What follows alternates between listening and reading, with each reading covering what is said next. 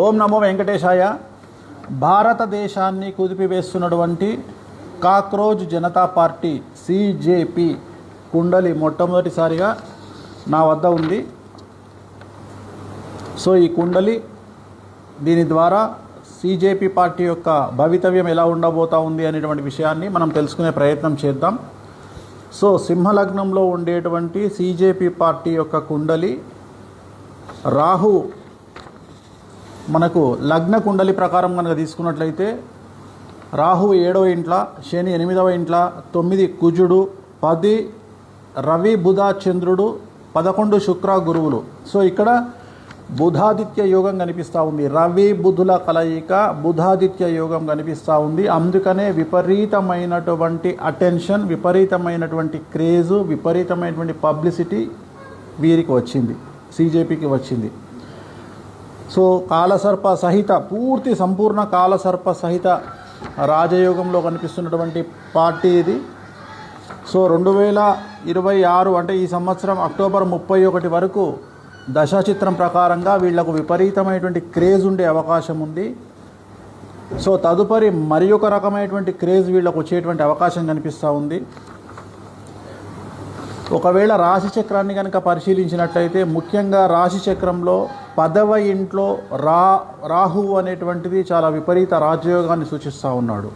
So ఎంత రాజయోగం అంటే వీళ్లను అణిచివేయాలని చూస్తే రివర్స్ అవుతుంది వ్యవహారం. అందుకని వీళ్లను చాలా పద్ధతిగా, అంటే కామ్గా వీళ్ళని సైలెంట్ చేయడానికి ప్రయత్నం చేయాలి. కానీ వీళ్ళతోని ఒక యుద్ధకరమైనటువంటి వాతావరణంలో వీళ్ళని హ్యాండిల్ చేయడం కష్టం. వీళ్ళను ఏమంటారు, ప్రేమతో లాలించవచ్చు, కానీ వీళ్ళను అగ్రెసివ్గా హ్యాండిల్ చేయలేం. కారణం రాశి చక్రంలో రాహు 10వ ఇంట్లో ఉన్నాడు, శని 11వ ఇంట్లో ఉన్నాడు, 12వ ఇంట్లో కుజుడు ఉన్నాడు. సో కుజుడు 12వ ఇంట్లో ఉంటే ఏమవుతుంది బేసిక్గా అంటే ఎక్కువగా యాంగ్జైటీ ఉంటుంది. అంటే ఏమంటారు, ఒక రకమైనటువంటి టెంపర్తనం అంటాం కదా, అంటే తొందరపాటు, వీళ్ళల్లో కొద్దిగా తొందరపాటు ఎక్కువగా ఉండే అవకాశం ఉంది.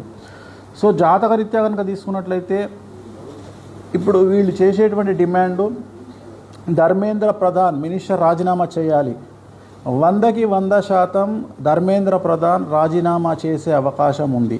నేను ఈ వీడియో పెట్టే సమయానికి ఇంకా కన్ఫామ్ కాలేదు, కేంద్రం ఒప్పుకోలేదు. కానీ నేను చెప్తా ఉన్నా ధర్మేంద్ర ప్రధాన్ రాజీనామా చేసే అవకాశం 100కి 100% ఉంది. కాకపోతే అది ఈ విషయంలో చేస్తారా అంటే నీటు పేపర్ విషయంలో చేస్తారా లేకపోతే వేరే విషయంలో చేయిస్తారా నాకు తెలియదు. కానీ ధర్మేంద్ర ప్రధాన్ గారు ఖచ్చితంగా మినిస్టర్ రాజీనామా చేస్తారు. అలాగే సిజేపీ పార్టీకి సంబంధించిన ముఖ్యులు ఒక ముగ్గురు తర్వాత సమయంలో కాలంలో జైలుకు వెళ్ళేటువంటి అవకాశాలు కనిపిస్తూ ఉన్నాయి.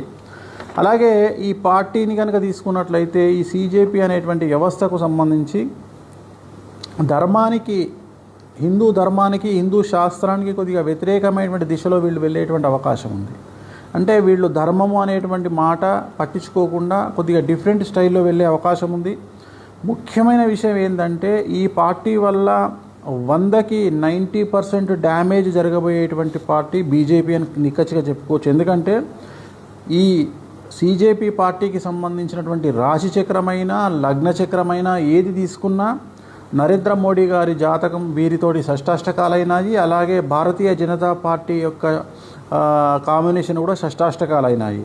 సో దీనివల్ల చాలా ఎక్కువగా బీజేపీ పార్టీకి మాత్రమే సమస్యలు వచ్చేటువంటి అవకాశం ఉంది.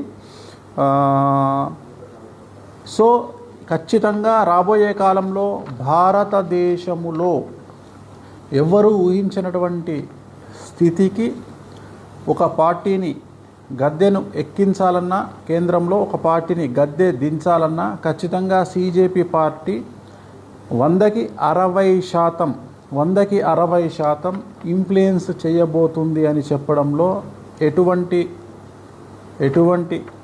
అనుమానము లేదు. ఓం నమో వెంకటేశాయ.